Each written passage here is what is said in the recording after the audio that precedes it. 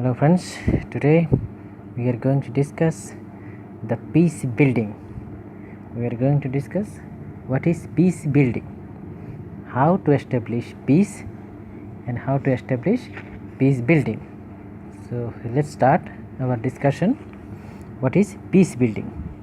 Peace building strategies are those that seek to address the underlying causes of disputes, conflict and crisis.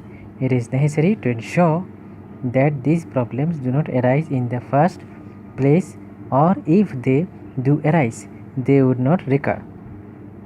In an agenda for peace, the Secretary General of the UN focused his attention on the non-recurrence, what he described as the post-conflict peace building. But peace building has strongly preventive character as well. If the foundation are properly laid by efforts, among other things, to create fair system of rules, fair ways distributing scarce resources, and to meet the basic human needs for survival and dignity, then the chances that many potential problems, whether international or internal, will remain manageable. At the heart of the option of peace building is the idea of human security for responsible standard of living and for recognition of identity and worth. Conflict, whether cross-border or with the country, exists when important interests or needs of one or more parties are frustrated, threatened to remain unfulfilled. There are many strategies for identifying the needs for interest and, as far as possible, to accommodate and reconcile them. Here the focus is more general, on creating conditions that will ensure non-recurrence of the problems. The term peace building is a semantic innovation, but the idea behind it has roots in old religious and moral teachings. Part of the doctrines of foundations found expression in the writings on the law of nature, in the concepts of human touch in the time of the Renaissance, and later in the postulates of the young bourgeois attacking the privilege of the church and absolute rule of emperors. The French Revolution were influenced by the writing and postulate of the Enlightenment, as well as by the formulation of Bill of Rights concerned with the equality and liberty as the factors of war prevention and assertion of peace. With the decay of primitive society, formation of state legal systems came into the beginning, with the state territories an instrument of the rulers of the maintenance of public order and security. At the same time, principles are necessary for the conduct of mutual relation among the sovereigns to look shape. At the first later were predominantly customary character and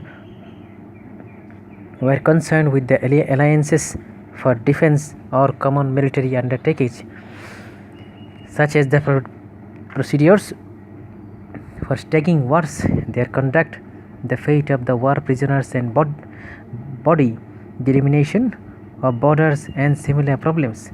However, there is an impressive body evidence that shows that in ancient times the written law of the nation relating to matters of commerce and negotiations, respect to treaties, diplomatic representations, neutrality and peace building were not read, in contradiction to the human security and dealing with the crucial problems of the state sovereignty and essentially with the relationship between the individuals and the state.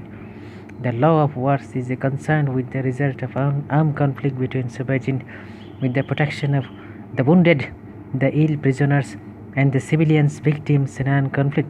Paradoxically, it reached a high degree of codification and implementation of generation ago. This is so because not only humanitarian principles but also mutual interest and contributed to its formulation. To a large extent, peace building involves doing exactly the sorts of things a civilized international community and the state that make it up should be doing anyway, either putting in place an effective international rules and systems, dispute resolution mechanism, and cooperative arrangements meeting basic economic and social, cultural, humanitarian needs. Obtain in the first these things while seen as worthwhile in their own right, have not been identified clearly enough as absolutely integral to the achievements of and maintenance of the peace and security, as well as result have been given less than the attention they deserve. If we are to achieve the just and durable peace in the post-Cold War period, it is crucially important that international community pay educated attention to human security. Pre-conflict peace building. Now we are going to discuss the pre-conflict and peace building. The prevention peace building within the state, in which both the international community and individual states themselves have mutually supportive roles to play, should aim at achieving the progress in reducing the gap between the rich and the poor, to extend the basic human rights to all, to promote sustainable development, and to advance a just and fair society which does not discriminate on grounds of gender and race. Preventive peace building at this level also seek to promote the adherence by the states and the establishment standards of good and international citizenship. Good international government is the necessary foundation of good global governance.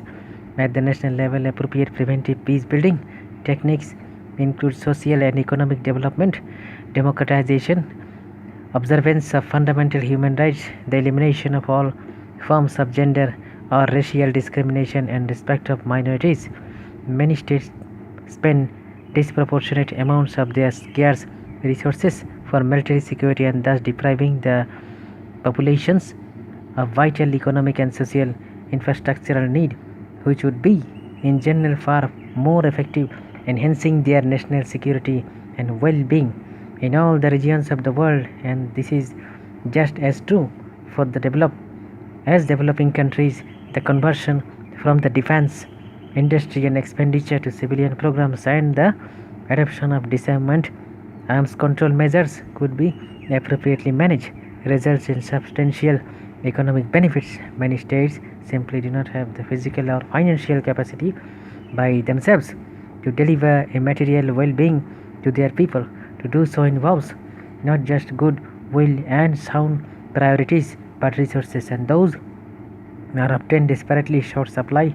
What every state does have the capacity to deliver to its people to adequate human security, it is essential in all the respects that states protect and promote the primacy of the rule of law and periodically review their compliances with international humanitarian human rights. Refugees, economic social agreements where national laws or practices contradict or diverge from the international agreements, states should seek and to urge to bring the domestic practices into the line with the international standards.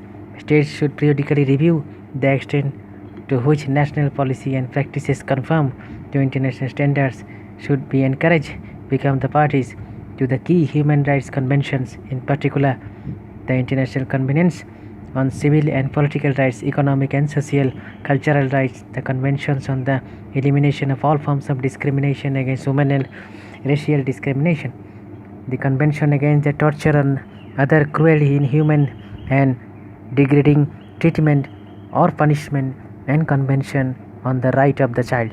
International development assistance and the promotion of cooperative development projects, especially in areas of potential dispute, are important to economic peace building, which states project aim at bringing adjoining states together around joint agricultural development projects. Transportation, water and electricity utilization schemes are important confidence building measures in their own right and should be encouraged. So friends, these are the discussion of peace building. If you like it, share the video. Thank you.